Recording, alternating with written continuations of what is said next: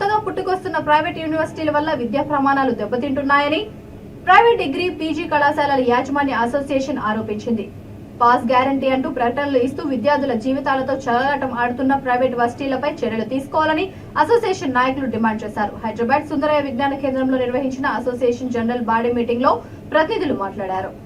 Association నాయకుడు గౌరీ సతీష్ మాట్లాడుతూ 2021-22, 2022-23 విద్యా సంవత్సరాలకు తమ కళాశాలలకు బకాయి పడిన ట్యూషన్ ఫీజులను వెంటనే చెల్లించాలని కోరారు. ట్యూషన్ ఫీజులకు గాను టోకెన్లను విడుదల చేసిన ప్రభుత్వం కొంతమందికి మాత్రమే బకాయిలు చెల్లించిందని ఆరోపించారు. ధనిక రాష్ట్రమైన తెలంగాణలో బకాయిలు పెడితే తాము ఎలా కళాశాలను నడపాలని ప్రశ్నించారు. ప్రభుత్వ వైఖరి కారణంగా ఎస్సీ, ఎస్టీ, బీసీ విద్యార్థులు ఉన్నత చదువులకు దూరం అవుతున్నారని అన్నారు.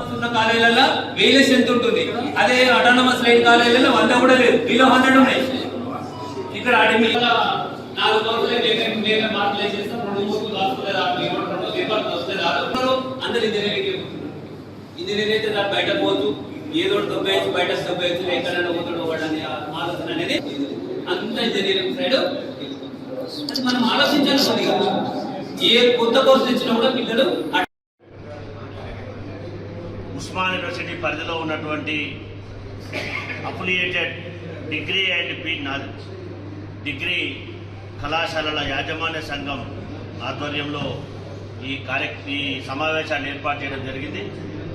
దీని యొక్క ఉద్దేశం ఏంటంటే ఏదైతే దోస్తు ద్వారా అడ్మిషన్ జరుగుతూ ఉన్నాయో ఈ దోస్తు ద్వారా అడ్మిషన్ జరుగుతున్నటువంటి ప్రక్రియలో భాగంగా డిగ్రీ అడ్మిషన్ జరుగుతున్నటువంటి ప్రక్రియ ఏదైతే ఉందో ఎవ్రీ ఇయర్ ఎవరైతే 2021, 22, 22, 23, 24 సంవత్సరాలు కనుక కంపేర్ చేసుకున్నట్టయితే రాష్ట్రంలో పుట్టగొడుగుల్లా పుట్టుకొస్తున్నటువంటి ప్రైవేట్ యూనివర్సిటీల కారణంగా ఈ హైయర్ ఎడ్యుకేషన్ అనేది అందరి ద్రాక్షలాగా ఈ ప్రభుత్వం చేస్తూ ఉందనేది ఒక్కసారి ప్రభుత్వ పెద్దలు గ్రహించాలనేది ఒక్కసారి తెలంగాణ సమాజం అంతా కూడా ఒక్కసారి ఆలోచన చేయాలి.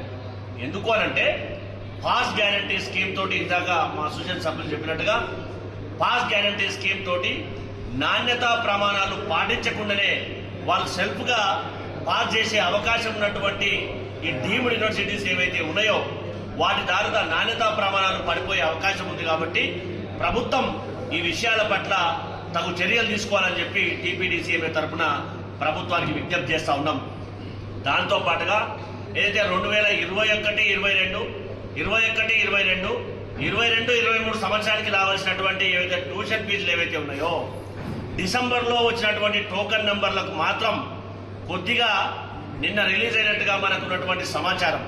కానీ మిగతా టోకన్ నెంబర్లకు మాత్రం ఇప్పటి వరకు డబ్బులు విడుదల చేయకపోతే మేము కళాశాలను ఏ విధంగా నడపాలని చెప్పి ప్రభుత్వానికి డిమాండ్ చేస్తా ఉన్నాం. దాంతోపాటు